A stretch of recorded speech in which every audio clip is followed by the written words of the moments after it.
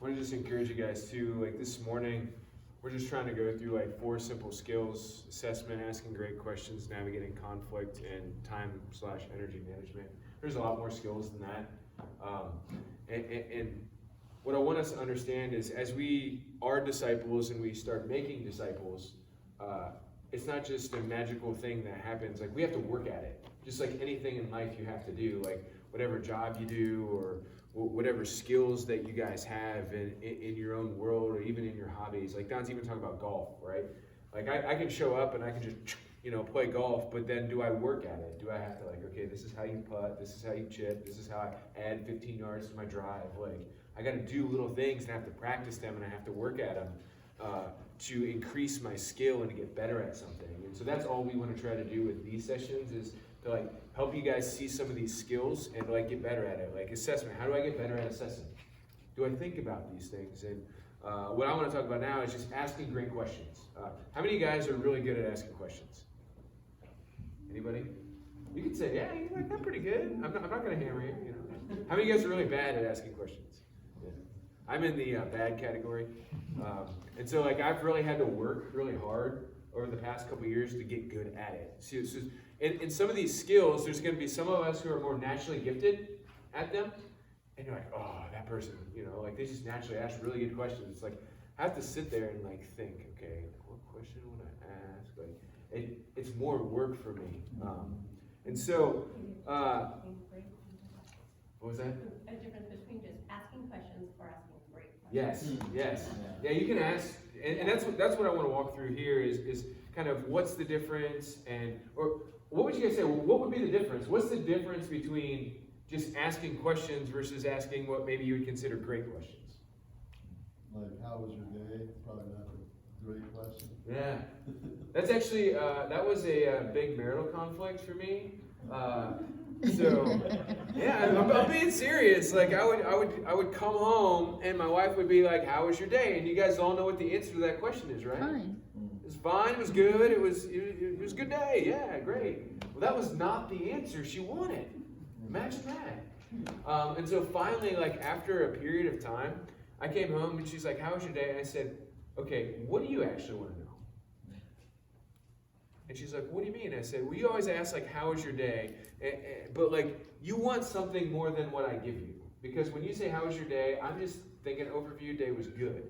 And so we finally had a conversation and we dug to the bottom of it. And she's like, "Well, I want to know emotionally, what happened to you today? Was it good?" And I said, "Okay, let's come up with a better question. Let's come up with a great question." And so the question we came up with was, "Hey, was there anything that happened today that impacted your heart?" I'm like, I can answer that question. I can tell you about, man, I had lunch with this person and they were just sharing about where they're at in life. And man, I just really felt for them and spent some time in prayer with them and left encouraged. And my wife's like, "Oh, wow." I feel like I'm part of his day now. And he, but it took us a wrestling through just a very generic question like you're talking about. That was just a question. It wasn't a great question, but it's a question to get to a great question that produced something way more valuable and way more meaningful to the relationship. And so as you guys are navigating those relationships, try to figure out, how do I go from just a normal question to a great question that's actually trying to accomplish the purpose of what you want. So a deeper question would be a great question, kind of? Yeah, and I think as you guys are thinking about questions too, what's the goal of the question? And I don't know why it took me so long to figure this out with my wife, of constantly asking me how my day was. But one day I just came home and I'm like, I wonder what my wife actually wants to know. Because she doesn't just want to know generally how my day was. She obviously wants to know something else. And so it was like a light bulb went on my head that took forever to get there. And so I think when we understand, when we're asking a question, going back to assessing, what's the goal? What's the goal of the question? What do I actually want to know? And is this the question that's going to get me there? I think Don used to always say this, if I didn't get the answer I wanted, I need to ask a better question. And so if I'm constantly asking a question, and I'm like, well, you didn't give me the answer that I wanted, or you didn't give me the information that I need, then don't blame the other person. Work hard at coming up with a better question. That's going to help you get there. So here's a couple of reasons why, or let me ask you guys, what do you think would be some reasons why we don't ask great questions? I wonder if sometimes, I mean, it's part of, I think, of asking a good question is knowing the person you're, talking to. Yeah. And so we have to know, like with Jill, learning like, okay, like where is she at? What are her interests? How would she talk about things? And so asking it with knowledge of that person. Yeah. So the better we know the person, we're going to know how to Yep. ask a good question. One thing I wrote down was ignorance. Like, one of the reasons we don't ask great questions is just, we just don't know. Like we're just ignorant of certain things, or like we just don't know someone that well. We don't know a situation well enough. And so we need to get to know people, get to understand things more so we can ask better questions. I think sometimes we're also not willing to be in a place that's not comfortable. We're not willing to put ourselves out there, or it's too awkward. We don't want to inconvenience someone, make them feel awkward, and and I think good questions say I find someone to admire.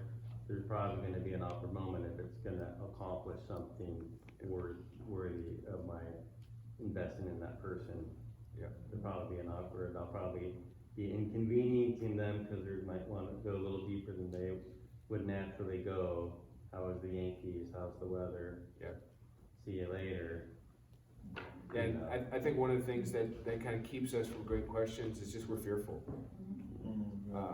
And one of the, we've kind of learned a lot about personality. I'm more of just I can sit here and I can talk about sports. I can talk about all these type of things. Don can't do that. Golf.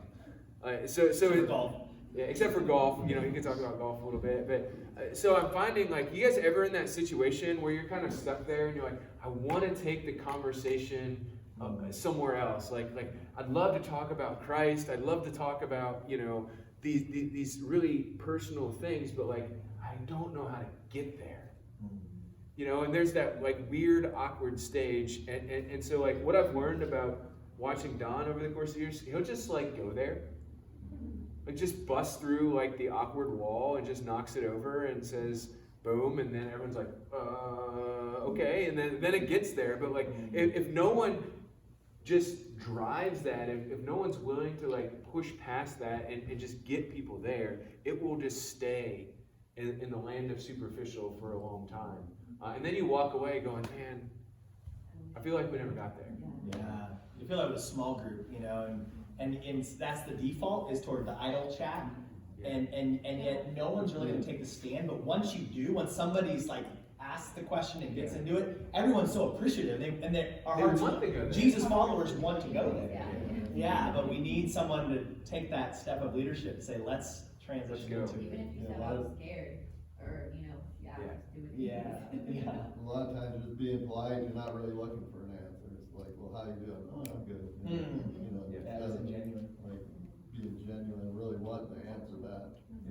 And I think you brought up a great example too of like a small group, or like we have what we call D triangles in our church, and I have a group of like 3 guys that I meet with. So we'll be there at the coffee shop, and like I have to like work at this. So I say, I know we're gonna show up and we're gonna ask how everyone's doing. Everyone's gonna kind of give an update on where they are in their lives and everything. But like, how then do I get us to the conversation that we need to have? And so I've kind of experienced it once or twice where it just kind of hangs out here. And so I let it go there for a while because I think it's good that we do have that conversation and it's beneficial for the guys. But then how do I not be like, oh man, it's time to go, and we never actually talked about anything of substance. And so knowing what question I want to ask, or having a couple questions to try that might get us there. And they really appreciate that because they want to talk, but they also want to get to something more, and they're looking to me in that moment to do that for them. Have you ever like walked through a moment where you bring it up and take it deeper and it's still not responded to? And like, if you have any thoughts on that, like how do you respond, or how do you stay motivated to continue to push that direction when it seems like nobody else really wants to go there? Yeah, I think I would go back then to what I would call questions of purpose. So you're having a conversation with someone, or you're in a small group setting.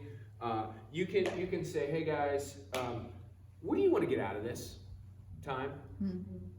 You know, it's like if you're in a small group, I think a great maybe question if you're having some trouble is asking the group, like, hey, a question that kind of brings out, like, what are you guys hoping to get out of this time together? Like at the end of 6 months of us being together in a small group, like, where do you want to be? And then when you start asking those questions, you can say, well, hey guys, remember when I asked